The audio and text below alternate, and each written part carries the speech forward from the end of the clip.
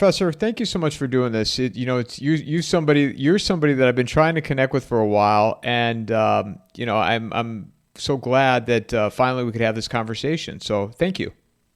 Yeah, thank you very much. I'm sorry it's taken you, I've been a nuisance to you, but I'm here now. And of course, if we need to talk again, I'll be happy to do that.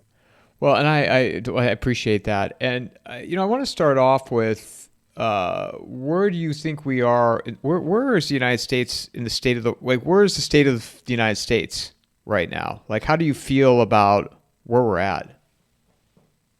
Well, I think the United States is in a tailspin that it's been in for, I think, really, in my judgment, several decades, maybe even a little bit longer than that. The manifestations of it now are much more obvious than it was maybe 25 years ago.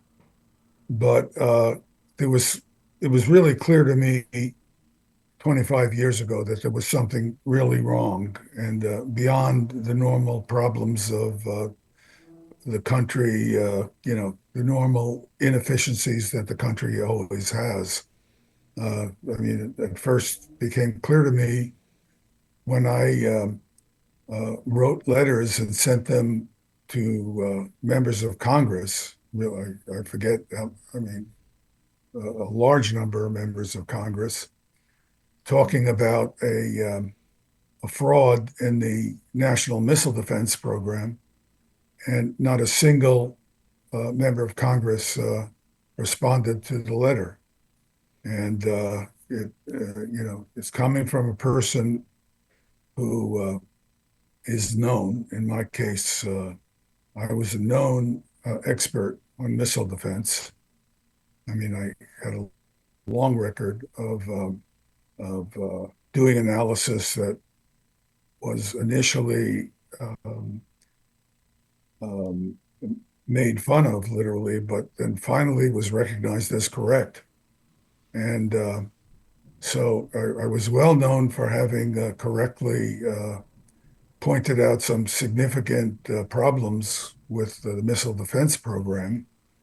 And not a single member of Congress responded to this letter. And it said there's something wrong. I mean, you realize that, most members of Congress and their staffs are very busy. It's a, I always think um, of this wonderful line in the love song of J. Alfred Prufrock, where say distracted from distractions by distractions. And that's really the way Washington functions. But you expect that there'll be some members of the staff who read these letters who would recognize who was writing them and the significance of what was being said. And there was nothing, nothing at all. And that's when I said there's something really problematic going on. And then over the years, I've seen the press, the national press, become more and more uh, unable or unwilling to provide information to the public that would help them be responsible citizens. I mean, the news coverage on many of the national and international issues that I was working on just became progressively less informed, more uh, uh, influenced by ideological uh, discussions rather than factual reporting. And factual reporting was very um, selective. If I tell you half a story, I can select what I want from the story to leave you with an impression. And that was going on more and more until now, where there's nothing I read in the mass news that I believe at face value. In fact, I read the national news only to understand what misinformation is being passed on to the public. So so I'm not reading it for information. I'm reading it for assessment of um, of what's being told to the public.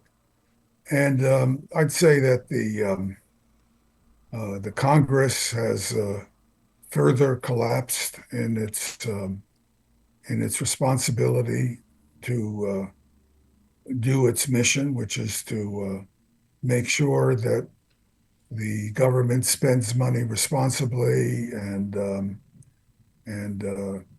meets our policy obligations. The Congress has really allowed the president to become such a powerful office, well beyond what was intended when you look at the way the Constitution and the structure of the government was put together, uh, and um, and the result of that has been presidents have been able to do more and more and more without either the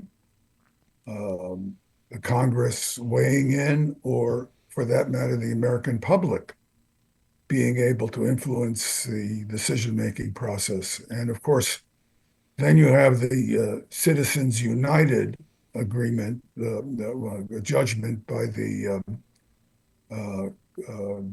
Supreme Court, which, in my view, completely undermined any chance we had of recovering a democracy.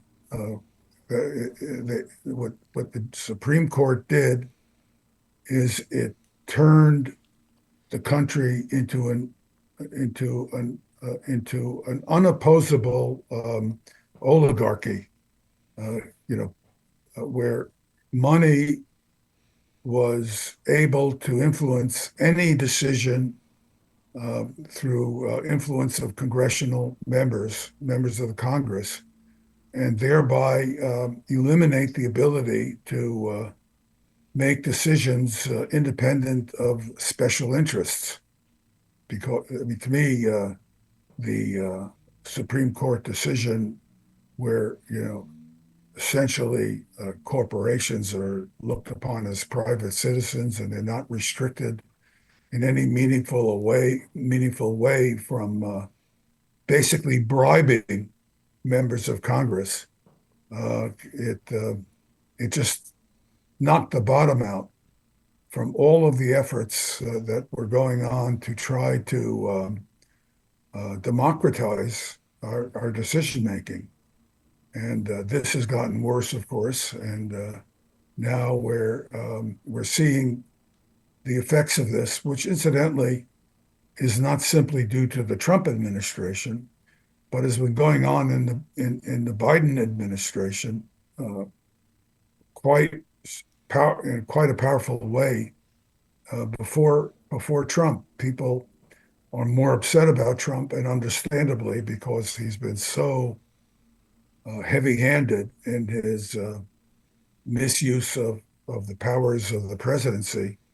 But Biden also severely misused the powers of the presidency. And quite frankly, I would have to say that as an American citizen, I see the Democratic Party as betraying the American citizens in much the same way, well, in a different but similar in negative consequences to the way the Republican Party has betrayed the American voting public. In the case of Biden, just to be very clear, I mean, to me, you would have a man who has got a medical condition that is causing him to be unable to reliably make decisions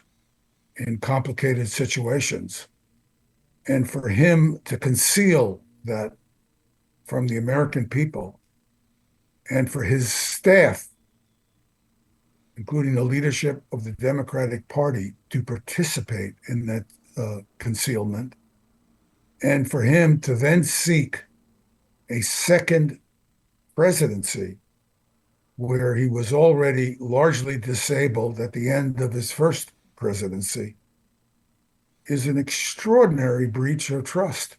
I just don't know how to begin to describe it. Most people don't react this way as I do. Maybe it's because the focus of my interest has been national security, although there's a lot of other concerns I have as a voting citizen. But of course, my professional focus is national security. And cannot, I just cannot begin to describe how negatively I feel about the Democratic Party and its leadership and Biden after understanding how disabled this man was and how little anybody did to deal with it. And, and then of course we have Trump, who has his own disabilities, to say the least. And we are in deep, deep trouble. And on top of this, I'm just, I've been in my discussion at this point, I'm only focusing on the mechanics of our government functioning, but there are the facts of decisions that have been made during both the Biden and Trump administrations. Now, anybody who is following the global geopolitical situation should understand that the rise of BRICS, which quite possibly many of your own listeners do not know about, not because they're ignorant or disinterested, but because the American press has done such a bad job explaining to people what's going on geopolitically. The rise of BRICS, this organization that was initially started by, I guess it's Brazil, Russia, India, China, and South Africa. This is a trading organization that was set up and is prospering. And I'm not hostile toward it. I just, that is in response to the American bullying of countries in the world with regard to economic sanctions. So the Americans have used the privileged position we have where the dollar has become the reserve currency of the world to bring economic pressure on countries who make decisions we don't agree with. So what they have done is politicized the economics of international trade through their use of sanctions with regard to countries' ability to trade using the dollar. And BRICS has come about because a large number of countries, an ever-growing number of countries, do not want the United States to be able to interfere with their trade practices. And the net result of that is the dollar as an international currency, as a reserve currency, is diminished in the world in terms of the amount of trade that's done in dollars, and it will continue to diminish. And the man who is most responsible for at least the initial extreme stimulation of the growth of BRICS is Joe Biden. The Biden administration went berserk, putting economic sanctions on all kinds of countries for all kinds of perceived decisions on their part that the American government didn't agree with. And the net result is these countries reacted by saying, okay, you're going to make the dollar difficult for us to use for our international trade. We're going to join BRICS and we're going to trade without the American dollar playing a role. And I don't blame them. I don't see it as a hostile act, but I do see this development as having negative consequences for the United States. In particular, we have a large amount of debt that we can only carry because the dollar is the international reserve currency. We could not float the amount of debt we have, and we shouldn't have the debt anyway. I mean, but the United States is in perilous, increasingly perilous uh, situation with regard to its enormous debt because we're not willing to what fund our government adequately for the services and goods we want. And the net result is that we are becoming more and more precariously situated with regard to our economic well-being. And so that's in progress in a big way right now. And of course, now with Trump, uh, all of us starting this trade wars with almost everybody, as far as I can tell. Um, this is going to accelerate uh, BRICS tremendously, which again is not necessarily a bad thing.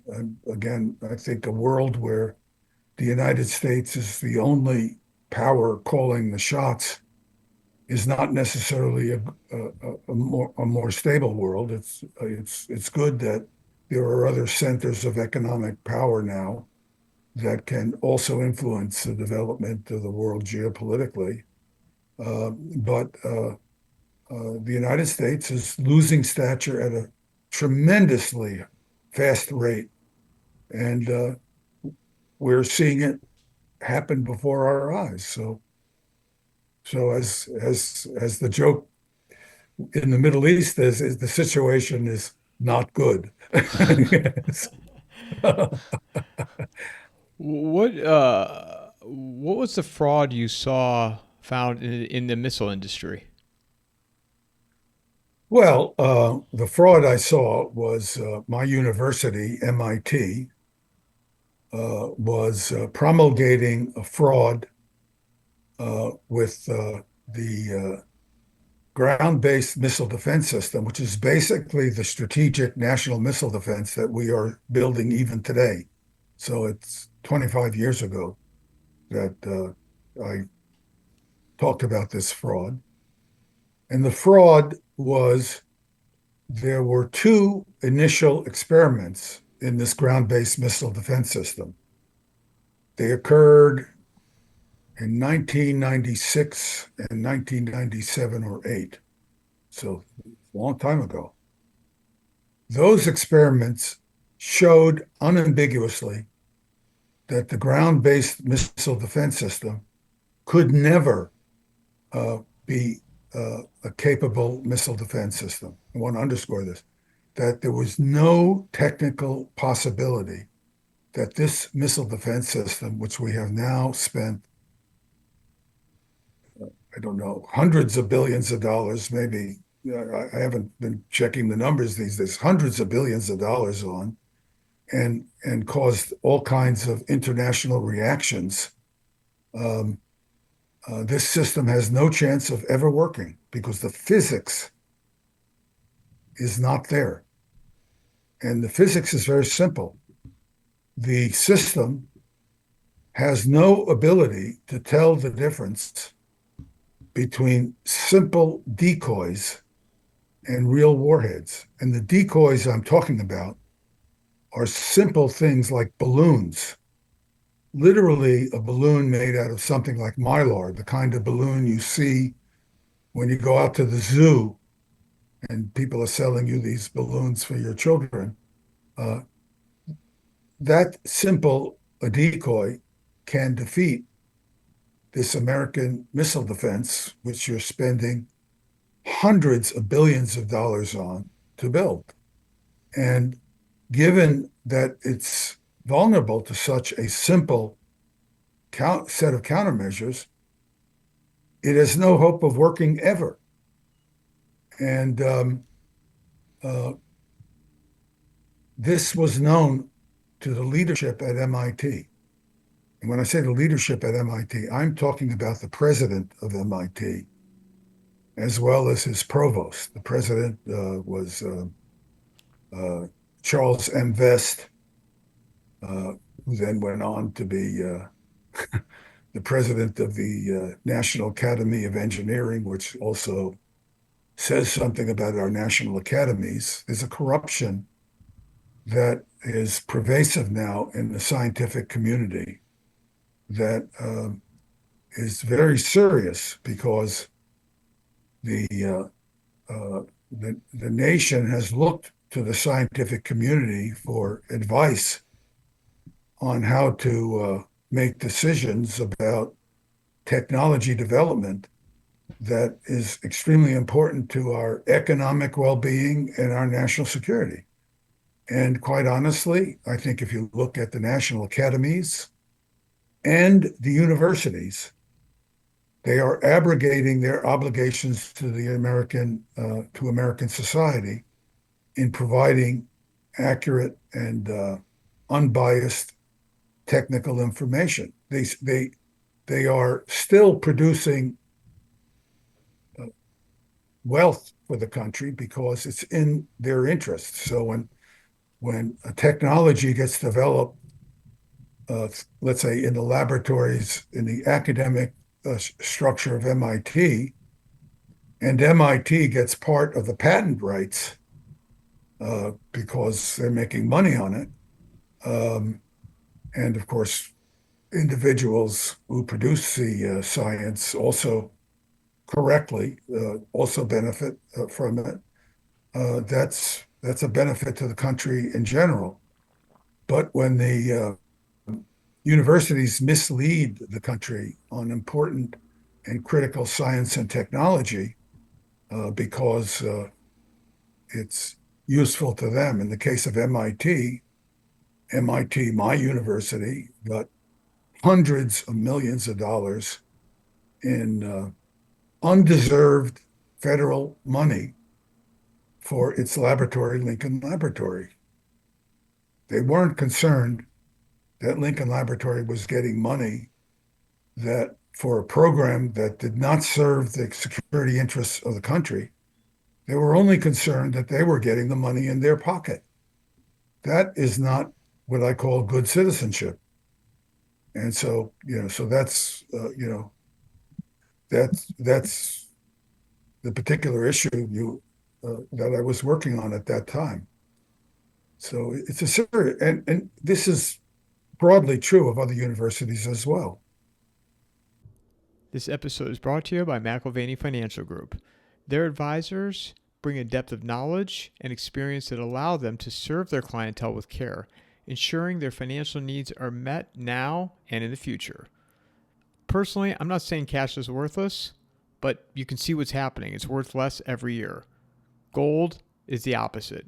Click on the promo link in the show notes or go to www.mcilvaney.com/coffeeandamike. So when you found this out in the late 90s, to this, even as we sit here in 2025, this defense missile system would still not work. Yeah, it still has no chance of working. And now Trump is talking about expanding it in some way or other, but doesn't make a difference if it doesn't work. 0 times 10 is still 0. So, well, and even he was talking about an Iron Dome, the Golden Dome, right? Isn't that what he was calling it? well, Golden Dome is a program where it's not clear. He talks about everything. I mean, we're going to just do all kinds of defenses, but it's very general.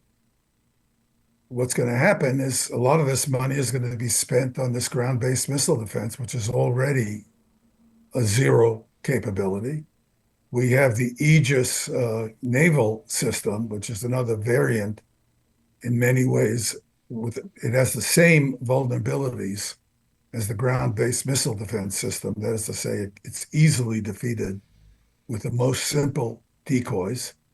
Um, Lower level missile defenses like Patriot uh, have not worked. They are they work in the atmosphere where these decoys do not work, but they're unable to track the unpredictable accelerations of incoming warheads that are in the atmosphere being maneuvering, not even intentionally, just because of their inaccuracy. The interceptors are unable to match the accelerations of the incoming warheads and hit them. So Patriot has been an abject failure. Um, the Israeli Iron Dome has also failed. Um, there are claims being made that the David Sling, this other system, is working, but there's no evidence to support it. And I frankly do not, I don't have evidence one way or the other. But all of the technologies that are used are the same kind of technologies that are failing in the other systems. So there's a tremendous amount of money being spent. And incidentally, the Iron Dome system, the Israeli Iron Dome system, is being bought by the United States for Israel. It's American money being used to build that system. It's all American subsidies. So this vast amount of money could be available for other military enterprise. If you don't want to get into the issue of military versus civil commitments, there are other military enterprises that we could be spending the money on, and more broadly, our society has grave needs for for the well-being of its people. We don't have an adequate medical system. Our educational system is not doing well, certainly at the pre-college level. At the university level, the cost of education is going through the roof. So people who are disadvantaged economically cannot, you know, choose to go to colleges that are private. It's less and less possible to go to state-sponsored schools because they're becoming more expensive. The society, if it cannot educate its people, will not be able to compete internationally. If you look at countries like China, in China, if you show promise, you go to school. I'm very proud to say that two of my former students who are Chinese are now full tenured professors at Tsinghua University, which is the equivalent of MIT in China. So I have two faculty members there who are full professors, who studied under me. And I'm very proud of that. And they're very fine scholars. And I'm glad to see them doing well in China. But the problem is not China. The problem is the United States. We have no, we have given up. We don't have a system that allows us to identify and and educate the very talented people that come from less privileged economic backgrounds. You know, I joke with my wife. I say, the you know, uh, intelligence is everywhere. You can find it everywhere if you look with an educated eye and interact with people openly. You will see people of extreme capability in every level of society. Of course, the corollary to that is there are also a lot of stupid people who are not capable in every level of society. So we have people in every, so when you look at the people at the upper levels of our society, we have some percentage of very talented, capable professionals and some percentage of not very capable people who had just gone to the right schools, grew up with the right kind of family privileges, and which is okay. I mean, you know, I don't care where you come from. I don't care if you come from a highly privileged background. It's not your fault, or it's not because you were great. It's not because you were bad. It's the world. But people who come from these less privileged backgrounds are certainly as capable if you look for talent in those groups. And if we don't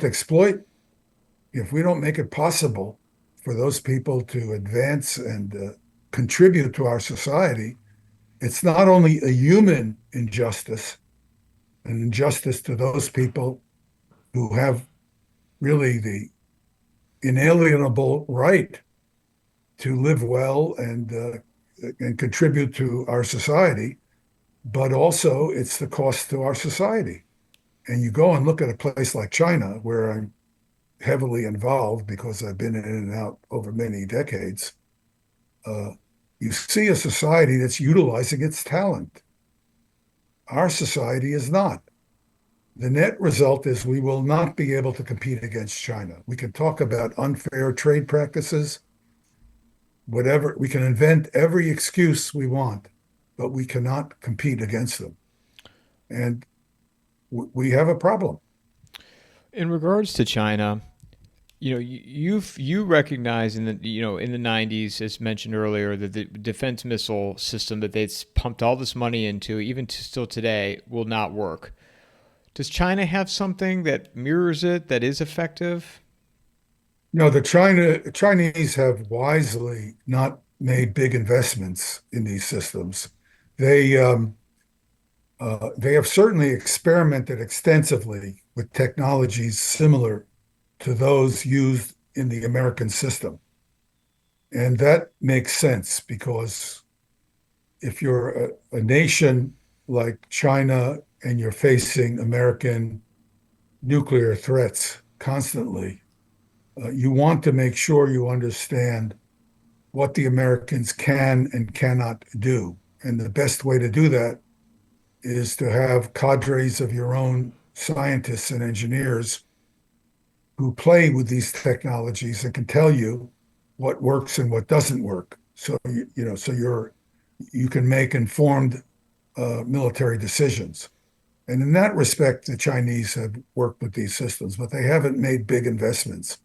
Where they have made big investments is expanding their nuclear forces.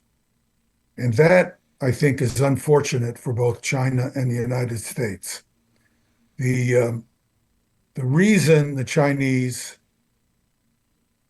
well, I can't say, I think I understand why the Chinese are expanding their nuclear forces, but I can only infer that from my many interactions with the Chinese. I think the Chinese government, and there are many Chinese who don't agree with this because I know them, but the Chinese government has decided that unless they have a significant nuclear strike force to brandish at the United States, they will never get the kind of uh, responses from the United States that they believe they need in terms of crises. They have decided that the United States is trying to make itself a war fighting winner with nuclear weapons against China. And they want to show the Americans that they cannot fight and win a nuclear war against China. And so they've expanded, and they are expanding their nuclear force so that anybody with any understanding of the capabilities of these nuclear weapons will understand that there's no hope of winning a nuclear war against them. I mean, the United States will understand that there's no hope of winning a nuclear war against China. And that I'm sorry they made that decision because I know that there was an internal debate in China. I was part of it. Spent a lot of time discussing these issues with Chinese colleagues, where a large percentage of the people I knew were arguing that China's nuclear deterrent was enough, and that the next step could provoke a negative arms race with the United States. And they lost that debate. And I think it's not a good thing, but I understand why it happened. And I don't see evil intent on the part of the Chinese government because of this decision. But I do think it's bad for Chinese security and for American security. But, you know, it was driven by American behavior. The Chinese have been very concerned about American preoccupation with missile defense. And the reason they're concerned about it is they see the American preoccupation with missile defense as an indicator, not as a capability, but as an indicator of intent on the part of US leadership to try to be able to intimidate and dominate China in spite of their relatively modest nuclear forces. So they said, okay, I want to take that perception that from the Americans. I want to take that perception away from American leadership. And hence, we're seeing a buildup in the Chinese nuclear forces. It's very clear to me. These other arguments that you hear are silly, which unfortunately you get a lot of silly arguments made by people with vested interests, as far as I can see. It's so hard to know in this day and age what to believe, what not to believe, because you have so many different outlets that in an outlet you trusted today might not necessarily be one you trust tomorrow. Where the information you have to verify it as best you can, but you don't know now. It's a crazy time that we're in, just trying to figure out what sources to trust, what to believe, and what not to believe. What about the hypersonics? Well, the hypersonic missiles, of course, it depends on what you mean by there are different kinds of hypersonic missiles. So let me you have a missile that flies like an airplane. So it's just flying in the atmosphere of the Earth. And in order to fly at a hypersonic speed, which basically is a speed Mach 5 or above. So I think of the speed in meters per second, which is not very useful for your audience, but Mach 5, let's see, it's 300, it's maybe 2.5 kilometers per second or more. So it's quite fast. In order to fly that fast, you have to fly at high altitude. The reason being that the density of air at low altitudes is so great that you would compress so violently the drag on the aircraft and the amount of air compressed in front of it would just envelop the aircraft in a very high drag environment of superheated air, and the conduction of heat onto the vehicle would be very efficient, and it's just not possible for materials to survive these environments. So you go to high altitude where the density of air is much lower, so you can tolerate the heating levels, because the heat transfer to the system from the low density air is much lower, still extreme, still very extreme. And of course, the drag on the vehicle is also much lower because the density of air is much lower. So you have to try, and a typical altitude might be 40 kilometers altitude, 120,000 feet, 150,000 feet. Now, vehicles of this type are now operating. The Chinese have some vehicles of this type. The Russians have vehicles of this type, and you know they're quite they're quite problematic vehicles because intercepting because they move so fast. If you're intercepting a vehicle, you typically have to attack it from the front because otherwise, arriving at the vehicle at the right time, it'll be by you so fast. You. So what you do is the strategy is always to attack from the front. You can attack aircraft from the side. So you see cases of aircraft because the aircraft travels so slowly. You know, aircraft are traveling at 200, 300 meters per second, which is fast, but, you know, nothing compared to 2,000 meters per second or 3,000 meters per second. So, so you really have to, a vehicle going that fast has to be attacked from in front because it can only make small maneuvers up and down, and then you only have to make small maneuvers up and down to try to hit it. If you have to hit it from the side, you have to be at the exact right place at exactly the right time. It's too much technology involved in doing this right. You just can't do it. No, nobody knows how to do it, and maybe we'll never know how to do it. So when the vehicle is traveling so fast, your interceptor also has to travel fast because the vehicle can maneuver. And when the vehicle maneuvers, it's got aerodynamic lift, even though the air is thin, it's going very fast. So there are a lot of aerodynamic forces, strong aerodynamic forces. So I bend a little, I can really uh, maneuver. So I have to be able to match the maneuvers. That means my vehicle has to travel fast because the forces of aerodynamics have to be roughly the same, at least the same on each vehicle. Because when I take a turn, if you're going much slower, when you take a turn, the aerodynamic forces will be much weaker. So in order to match the accelerations, I need to be going at least the same kinds of speed. So I mean, so it's a very fast interceptor.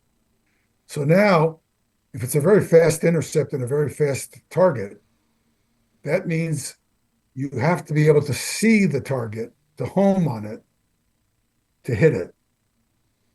Now, the problem is the sensor, you have a sensor on the ground that can track both vehicles like a radar, but it cannot precisely track both vehicles. So the interceptor has to have a sensor on it to see the vehicle so it can make the final improved accuracy maneuver to hit it.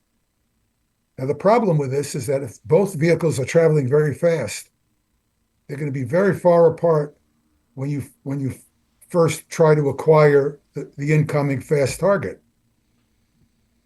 So you need a very good sensor to see this at long distance. And not only do you have to see the target at long distance, you have to see it with precision because just seeing a blob that you know is somewhere in front of you is not good enough because you have to maneuver and you only have a finite amount of time to maneuver. Anyway, when you go through all the machinations to hit a target, it turns out that the probability of hitting it is very low when it's a very fast moving target. So when you look at Patriot, it's been an abysmal failure against rockets moving at relatively modest speeds, like 600-kilometer range Scuds are moving at 2 kilometers per second. A a hypersonic vehicle is probably moving at in excess of 2 kilometers per second as well. Well, we already know from the experience with Patriot against ballistic missiles that it can't, the sensors and control systems are not up to the job of maneuvering with sufficient accuracy and responsiveness to hit targets at these closing speeds. I mean, closing speeds, crossing speeds. So, so you have an object coming in, it's traveling at 1.5 kilometers per second. The intercept is traveling at 1.5 kilometers per second. So the crossing speed is 3 kilometers per second. That's really fast. And hypersonic vehicles pose a tremendously complex intercept problem for air defense systems that are, designed to try to intercept missiles that are coming in, whether they're fast-moving ballistic missiles, which also travel at hypersonic speeds, or missiles that are powered in flight with special kinds of engines called scramjet engines, and you just fly along at these very high altitudes at very high speeds. You just can't maneuver well enough to hit them. So that's one kind of hypersonic vehicle. So I'm just describing one. Now there's another kind of hypersonic vehicle. It looks like a flattened out pancake almost, and it's designed to be launched by a ballistic missile. Ballistic missile can impart very high speed beyond what a scramjet or air-breathing engine can do. So it might be 5 or 6 or 7 kilometers per second speeds. So these are suborbital speeds, orbital to suborbital speeds. Now, in this case, rather than here's my target, a ballistic missile typically launches a target, launches a payload, might launch to 6.5, 7 kilometers per second. It releases the payload that then just is carried by momentum and influenced by gravity and just travels a ballistic trajectory toward the target. We don't know how to intercept those targets. We can't do that. At the high altitudes, decoys make it impossible. And at the lower altitudes, the maneuver of the warhead in the more dense atmosphere makes it impossible for different reasons. Okay, so why do hypersonic vehicles make a difference? They don't in this case. But if you look at the trajectory of a hypersonic missile, instead of taking my ballistic missile and launching it on a lofted trajectory, I launch it on a very shallow trajectory. And gravity causes the object to fall into the atmosphere, and it skips off the atmosphere. Like, when you're out there on the water, you take a rock and you spin it and you throw it, so it skips off the surface of the water. So that's how this hypersonic vehicle works. It goes into and it just bounces off the top of the atmosphere. You have to maneuver it, of course, and it can bounce in different directions, and it just skips along, arriving at the target at similar ranges to a strategic distance, 10,000 kilometers perhaps. Now, the argument that's been typically made is, well, this vehicle can maneuver, so it's harder to intercept. Well, the fact of the matter is you can't intercept the ICBM warhead, so what's different? But what is different, the maneuver is different, but it doesn't really matter. It's because the maneuver doesn't mean anything, because you can't intercept the other warhead because of its maneuvers. What is different here is that the reentry angle is very shallow. I mean, come in at maybe 10 or 20 degrees elevation relative to something that's coming in at 20 or 30 degrees elevation. Well, if I have a radar on the ground here, I can see the object coming in at very long range if the radar is sufficiently powerful. I can't see the object if it's coming in on a lower trajectory, because the curvature of the Earth makes it impossible because the radar can only see line of sight. So the effect of these other kinds of hypersonic vehicles is to reduce early warning time. And that's very bad because when you're talking about nuclear weapons, you want both sides to feel that they don't have to react immediately.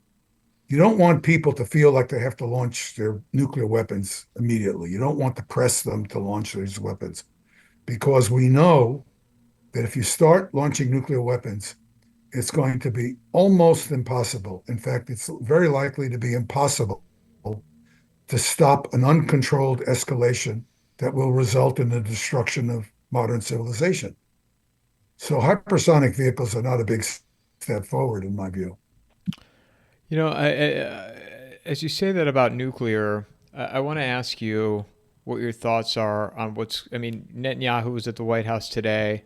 There's been talk about Iran. They cannot have a nuclear weapon. My first question in regards to that is, I've been hearing about Iran's close to getting a nuclear weapon. I think for 20 years.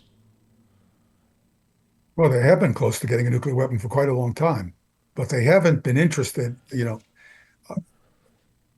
It's clear if you look at the history of Iran, they have had a long history of being interested in nuclear power. That came from the Shah of Iran, who was our ally until he was deposed. And um, and it was pretty clear to people like me, at least, that the Shah wanted to have an option at some point to develop nuclear weapons.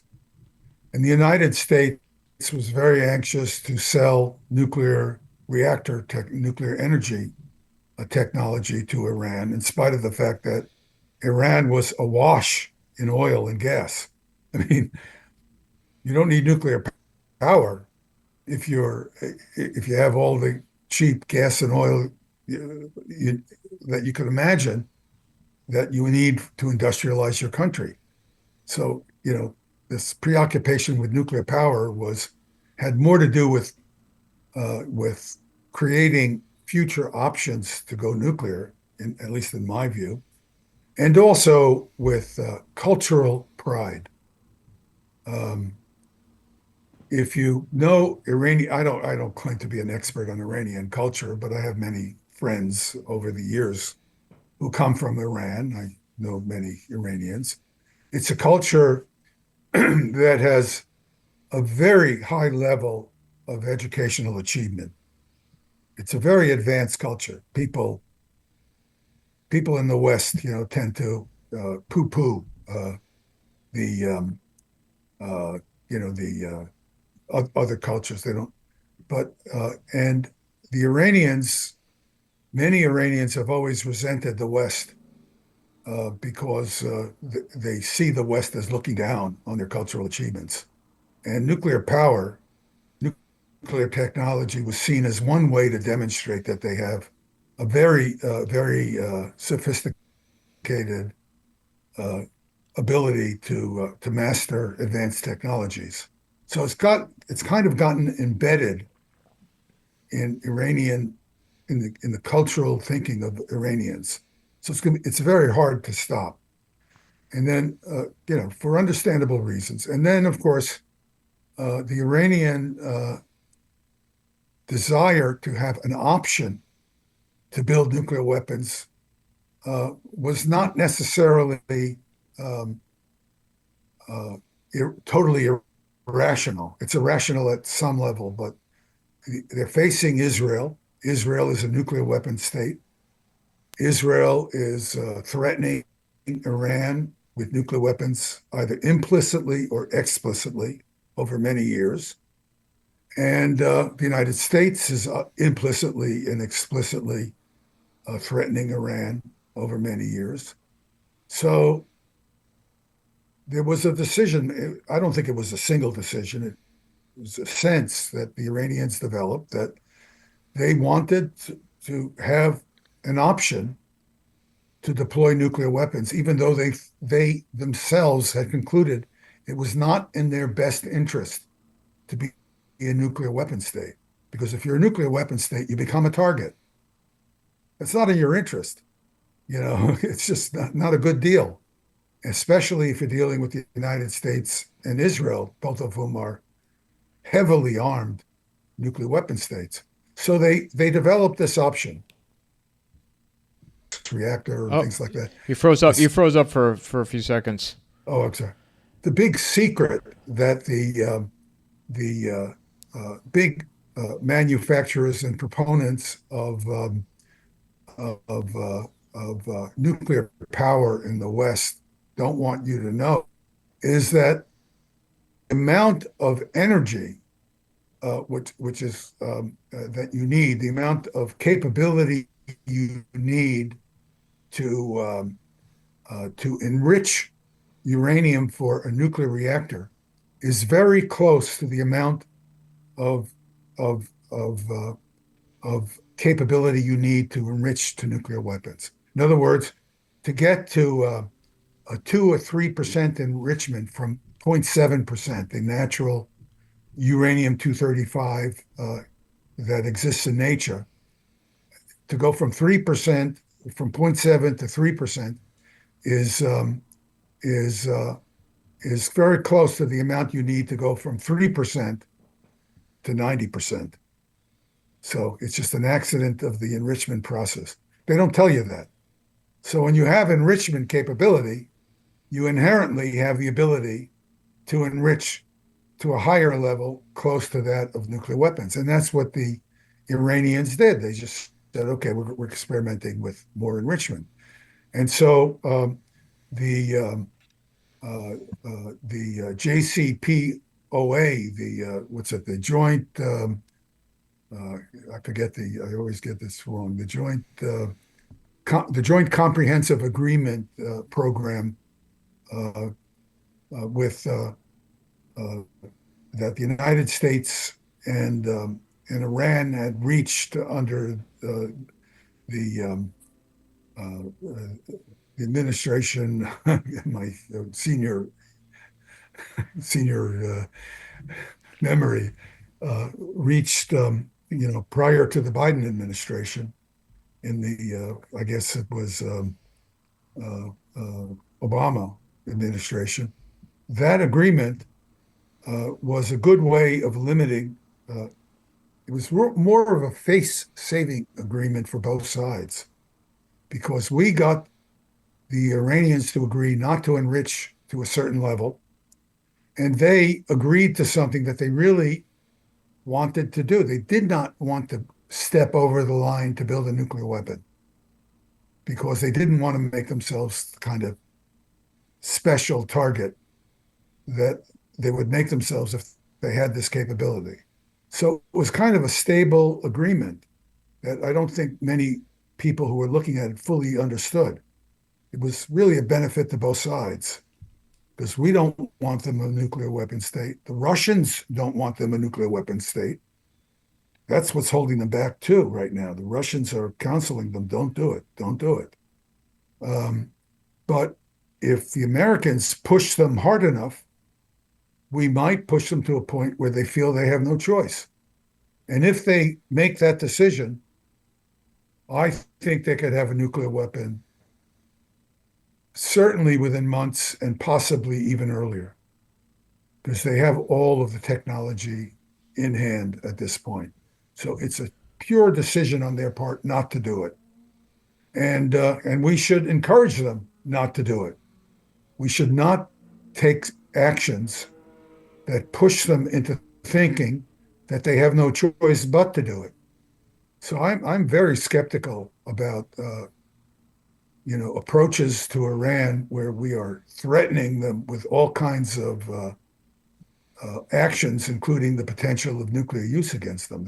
That's really a bad policy choice, unless you're willing to destroy Iran with literally perform a genocide against Iran, because using a nuclear weapon against them is not going to destroy the country as a whole. do tremendous damage, but and they could respond. So unless you're willing to drop 50 or 100 nuclear weapons on Iran and literally kill everybody you can, turn it into a parking lot, which would be one of the most horrifying genocides you could imagine. You can't stop them. It's just so don't push them into doing it. It's not in your interest. It's not in their interest, and they know it. Do they think because of the current political landscape and even after today that they've been already pushed and they have no choice? I think there have to be voices inside the Iranian government that are saying they should move ahead. I can't believe there aren't, because they would all, in our government, we would have the same, every government has its spectrum of policymakers. Uh, I think the most senior members of the Iranian government understand the negative consequences of moving ahead. It seems to me that they understand from their statements. But if you look at the statements that are made, like, uh, we don't want to build nuclear weapons, but don't push us. I mean, those are really the statements that are being made now. Don't threaten us in ways that leave us no choice. That's basically what they're saying. Just look at the statements that are coming out at the top levels. And we should take those statements seriously. Ignoring those statements is a grave mistake for everybody, not only for the United States and its allies, not only for Russia, which really doesn't want to see a nuclear armed Iran either, but also for Iran, which does not want to be a nuclear armed state. Their best strategy is to be a potential nuclear armed state so that people leave them alone. That's their best strategy, rather than elevating themselves to a status where people no longer feel they can ignore them or, not react to them. So it's really a delicate situation. How do you see that as we sit here today? That situation playing out. Well, I don't know how it's going to play out. I'm a little concerned that the Trump administration is making these threatening statements uh, uh, to Iran. Of course, I'm also concerned that uh, the carte blanche that the Trump administration has given the Israelis to really commit what what can only be called a genocide. I know people get all, they say, "Oh, you're terrible, you're anti-Semitic." What do you mean anti-Semitic? You're murdering people. Hundreds of thousands of people, of Palestinians, have been murdered, because the 50,000 number that they talk about does not include all the people who have died because of the generalized bombing and the disease and starvation and lack of medical support. There's a couple of 100,000 people have certainly died in Gaza, and how can you call that anything less than a genocide? Because the Israeli statements and what they're trying, why would you stop medical aid from going in? Because you want to defeat Hamas? You know that Hamas is going to get what medical aid is there. They're the ones with the guns. You know you're not going to stop them. It's just, and when you talk about, well, maybe we should create a peaceful place in the desert, in the Egyptian desert for the Palestinians. What are you talking about? You're talking about expelling a people who have been on these lands for thousands of years. You claim that you have thousands of years of rights to this land. I come from a Jewish background, so I grew up in a in a conservative, Orthodox Jewish community. So I know these people. I don't like them, but I know them. And I don't agree with them, but I know them. And, these people think that because they can claim that 5,000 years ago, they lived in this in Palestine, that they have a right to the land where people have lived for 5,000 years. It's crazy. It's just insane. But, you're going to have to share this land. If you don't figure out a way to share it, then you're going to be killing each other forever. And right now we haven't gotten to a stage where people are at a point where they are willing to accept that you got to live with each other.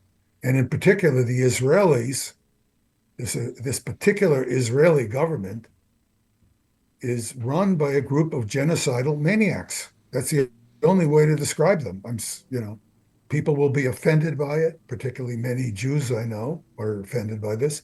Well, I'm telling you, these people are genocidal maniacs. Look at what they're doing and look at what they say and look at what they're trying to do.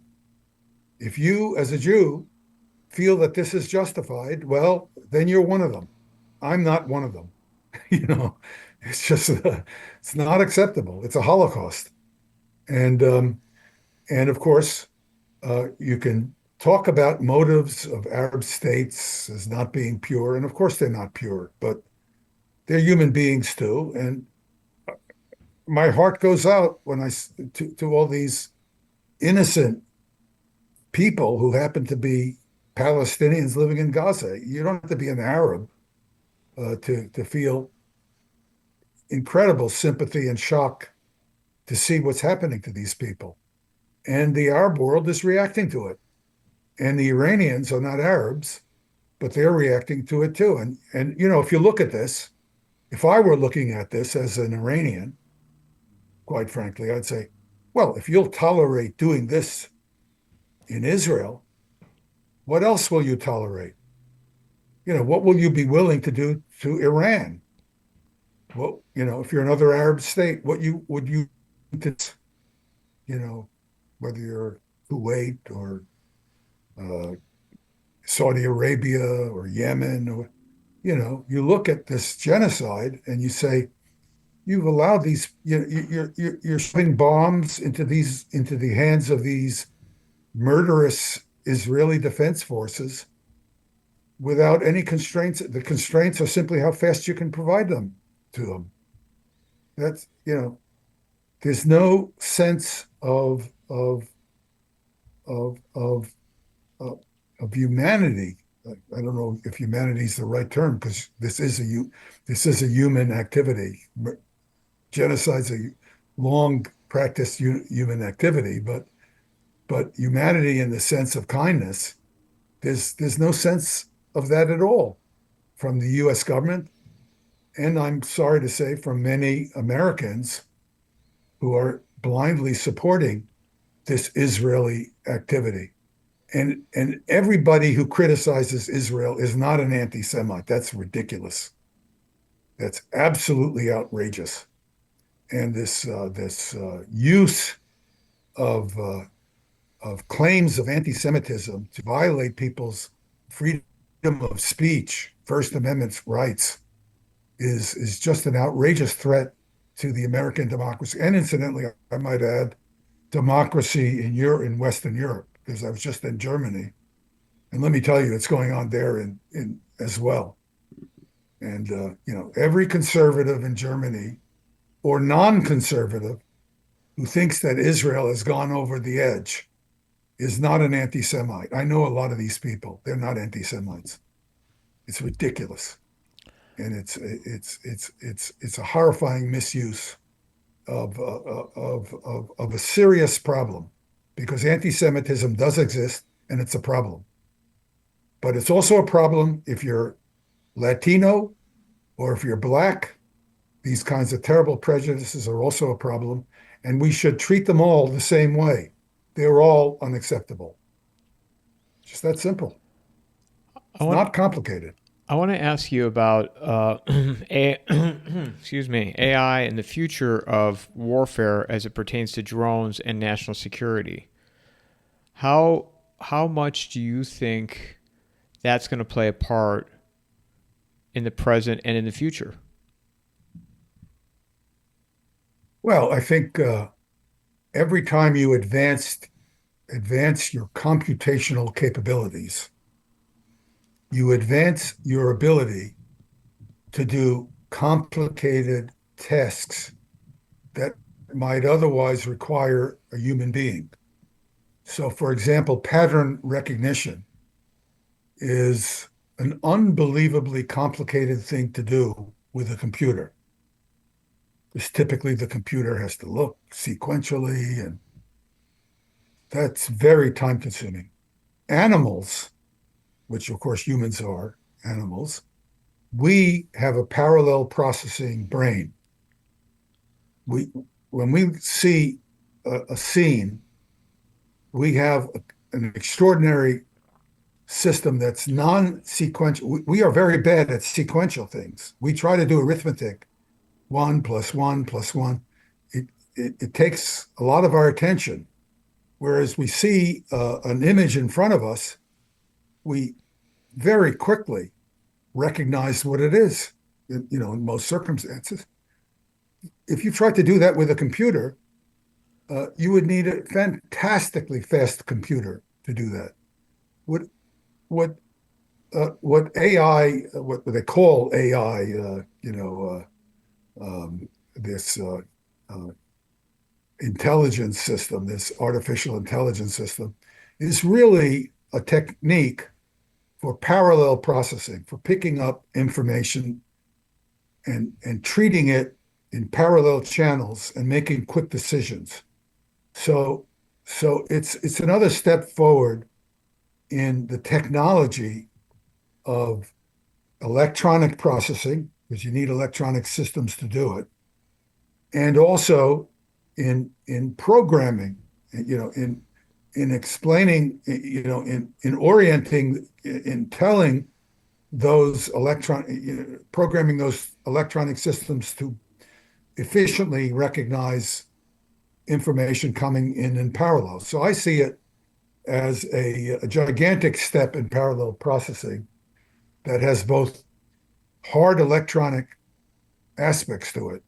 We couldn't do it if we didn't have very constantly improving speed and parallel processing capabilities electronically, hard electronics, and of course, programming technique to program the parallel processing capabilities. That's the way I see artificial intelligence. So it's a technology, it's a set of technologies that allow us to do certain kinds of tasks much more quickly than we would do if we were stuck with sequential processing.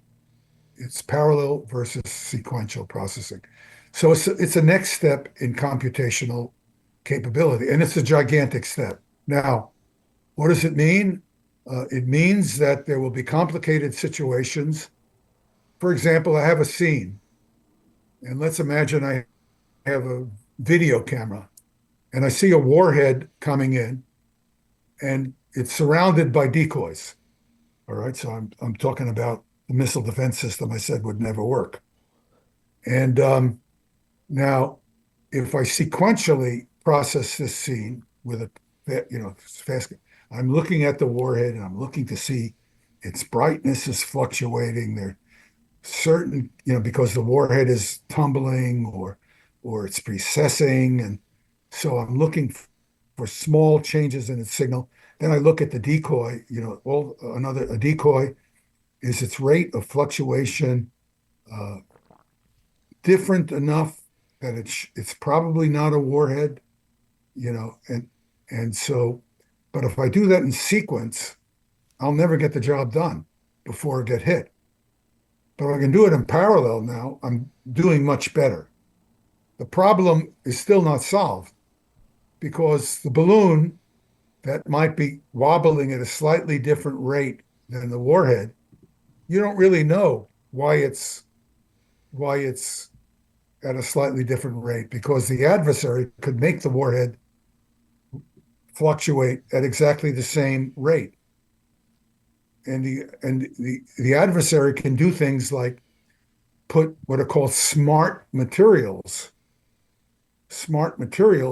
on the warhead and the decoy that can change the color and fluctuation by just changing surface properties. We now have materials that are capable of doing It's remarkable because and this is, this is why, as nanotechnology gets better, we have ways of making things look brighter and dimmer by just covering them with materials and then running electric currents through them and stuff. So is the system still going to be defeated, even though the processing has vastly improved? It's still going to be defeated. It doesn't help you. Now, if you want to do certain kinds of other problems, like, I don't know, if you have a hearing aid, I'm getting new hearing aids now, and I'm reading about the technology, which is amazing. It's amazing. So you have a noisy background, and this noisy background, if it's stable, has constant frequencies in it, and the so you have if you were to make a time lapse image of it, you'd see streaks of frequencies over time. It's sometimes called a waterfall display if you've ever seen sonar systems. So, but I have the frequencies just jumping around in a single interval of time, but then so now the background, if it's stable, has more noise here, less noise here, and so on. Well, with this tremendous parallel processing technique, I can look at the background and say, oh, I can blank out these particular frequencies or blank them out and still get enough voice recognition so I can beat the noise background down tremendously. And all of a sudden the background changes because I moved outside. It can recognize that very fast because I'm recognizing a scene now in some sense. It's really scene recognition. All of a sudden the noise is different. So now I just take these other frequencies and suppress them in favor of emphasizing other frequencies. I can do that on this little thing that fits behind my ear. And I can suppress the noise by factors of 10 or 20 or 30 so that I'm almost getting animal hearing because my biological ear can do this because it's an animal system. So when you have good hearing and you don't need a hearing aid and you want to listen to the chirp of that bird, you have the ability to do it. You have the ability to, you focus on the chirp of that bird and these other sounds in the background tend to be suppressed. You can actually focus and listen to something. And they're now building this into hearing aids. Now, that's another example of this technology. So it's going to have major contributions, positive contributions in some cases, and in other cases, it's not going to make a difference. I think in warfare, it's going to help, but it's not going to revolutionize warfare because it will make the problem of concealing and confusing systems designed to find targets so you can attack them. It's going to make that job easier, but it's going to also, there are other technologies that are going to make the job of hiding things and concealing them and creating confusion easier as well. So there won't be necessarily artificial intelligence technologies. It'll be like smart camouflage, which is really already exists and will get better and better and more sophisticated. So if you can't see the tank relative to the background because it's constantly changing its camouflage, your sensor could be better, and you may have a better chance if they screw up. But the action reaction game is going to be complicated and unpredictable. Is my view. It's not going to all of a sudden expose. If the technology remains stable on both sides, then potentially in some situations the artificial intelligence could make a dramatic difference, but not across the board. And drones, how much more will drones factor in? Well, drones have revolutionized warfare, no question about it. They're cheap. First of all, they're enormously capable. And that is to say, they can be stable. You can give them vision. The vision can be human or artificial, right? Because you have you have the computational capacity to give the drone independent target recognition. Now, that doesn't mean the target recognition will be perfect. So, but nevertheless, you can make that drone a much more difficult entity to deal with. Or you can do like the Russians have been doing in the Russo-Ukrainian war. You can use uh, fiber optics. You know, you can take a very thin wire, not a wire, a thread of glass, you know, fiber optic, and it's so thin and it's so light that you could reel this out for 40 or 50 kilometers. And, you know, it's like a spider's, one thread of a spider's web, you know. There's nothing necessarily to break it. It might be even hanging in the air as you fly. It may never reach the ground during the flight time of the drone, but it allows you to get this complete vision that the drone is getting. So you can't jam the drone now because that's what people have been doing now. So you have these drones that are really deadly because the way you survive on the battlefield at the moment is you have a jammer, and the radio signal from the drone as it gets close to you gets overwhelmed by the jammer, and the person trying to operate the drone can't get a good, strong enough signal to be able to see what they're homing on. So the drone becomes hard to operate or inoperable.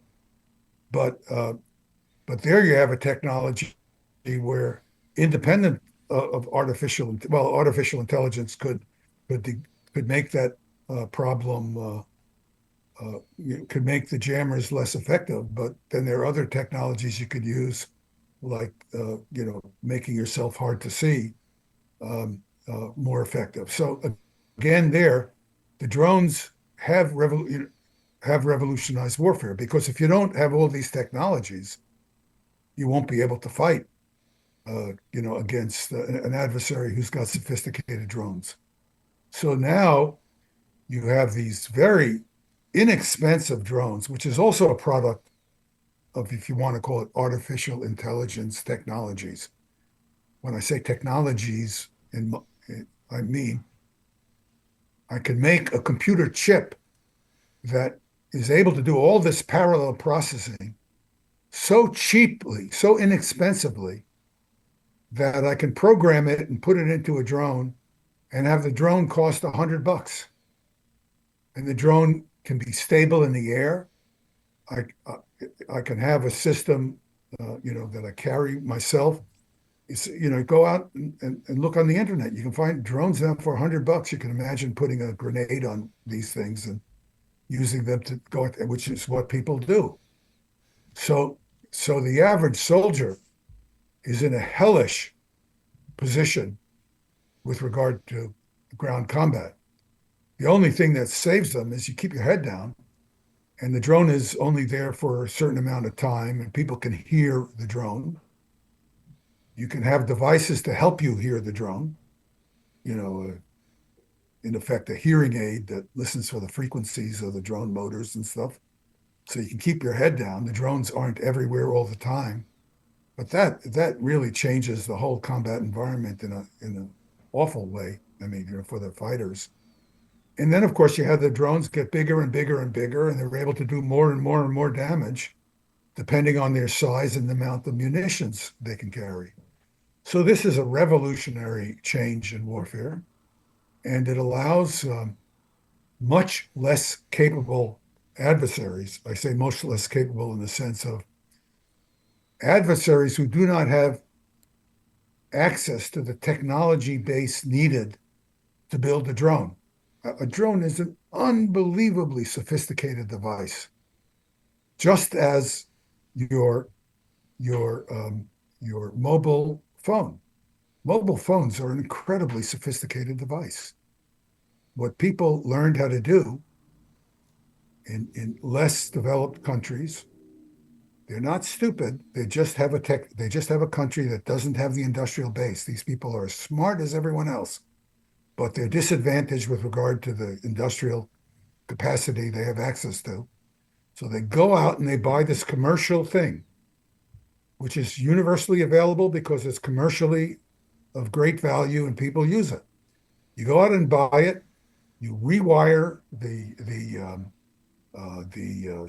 part of the cell phone that rings to tell you that the call is coming to you, and you use it as a detonator on a bomb, and you bury it in the ground, and lo and behold, you have a horrifying weapon that you can detonate. A very sophisticated weapon that you can use to attack your adversary, who's an occupier of your country.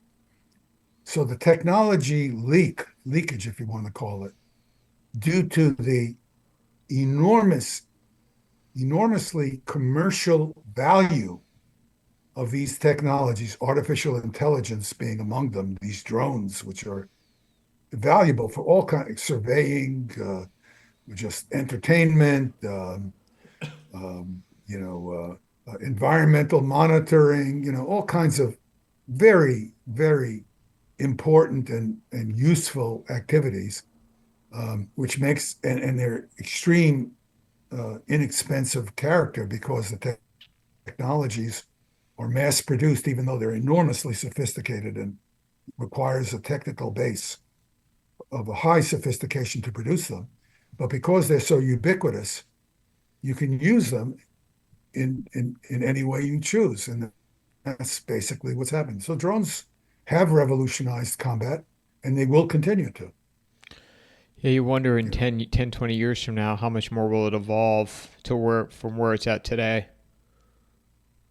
well, I'm wondering when we're going to start losing our own leadership figures to drones. I mean, it's they are dangerous, and if right now, if you have a, a person you're trying to protect from drones, you have ways of electronically sensing their presence and jamming them and making them much less of a threat.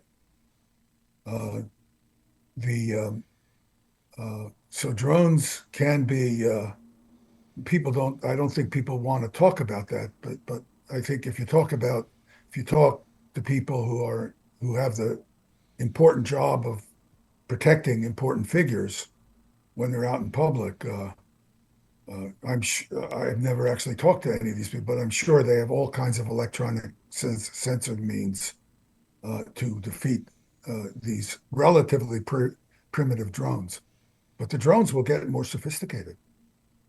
What's going to happen when you have drones that are operated using fiber optics? The Russians are now using them. I don't know when they're going to be on a market because those drones are specifically to avoid jamming. And but That's going to be a real problem when they're commercially generally available, or the kits to modify them are generally available, which will occur. It's Just probably not that far off either. I don't know. I don't know. I don't know. I'm not into that world. I'm just standing on the outside with a broad knowledge of technologies, speculating from that perspective. But I would guess that that's not going to be a long way off. Making a spool that could be a fiber optic spool that might give you a 40-kilometer range with a drone and an interface is not a hard thing to do if you have the right industrial capacity and if it's a lucrative enough market, or if you and it could be a lucrative market because even though it's a small market, you can charge a high price for it because the people who want it are willing to pay. They're all, capitalism has its downside. you know, Well, and especially if government contracts are attached to it, right? I mean, you could basically name your own price because you're going to need that technology based on what you and I have just spoken about. Well, I mean, you can be sure that the American government is has access to this technology and is using it. You can be sure of that. I mean, I have no direct knowledge of that, but I'm sure that's the case. If you find out that that's not the case, there should be a lot of people in the U.S. government, in the Department of Defense, being fired. Because that, if I were working on the American military, which which I don't like the way the American military is being used, but I have friends in the military, and I want them protected. I don't want them out fighting wars that we have no, where we have no interests. I'm very much against the misuse of American military enterprise. But if our people are out there, I want to protect them. I don't want to, I'm against sending them if we don't need them out there. But if they're out there, I'm for protecting them, do what we need to protect them. So I'm for making sure these technologies are available to our people and also for making sure that decision making does not put them in harm's way unnecessarily. I'm in a funny position as a person, as an individual. Where can people find you, Professor? I'm sorry. Where can people find you? Uh, I don't know. My email address is postal at mit.edu. That's POSTOL at mit.edu. I can't promise you I'll answer every email because I get inundated and I have to triage. But I will try. If you write me a serious email, and I can recognize it as serious, um, uh, I will try to respond. I do find yes, I do try to follow my emails, but I can't promise because it's just difficult for me to I just get inundated. So I appreciate you doing this, and thank you for everything you're doing. And I look forward to watching you on other shows, and hopefully come back on and we'll for more conversations. So thank you. well, I'm happy to be on your program again. I hope I have said something of interest to your audience. I don't know, but that's for you to decide in your audience. No, I thought it was a fantastic conversation, and I'm just really thankful that you were able to make yourself available. So look forward to the next Well, one, I'm Professor. happy to do it, and make sure you give my warmest regards to Al and Christina. I will. Mic drop. Yes, okay.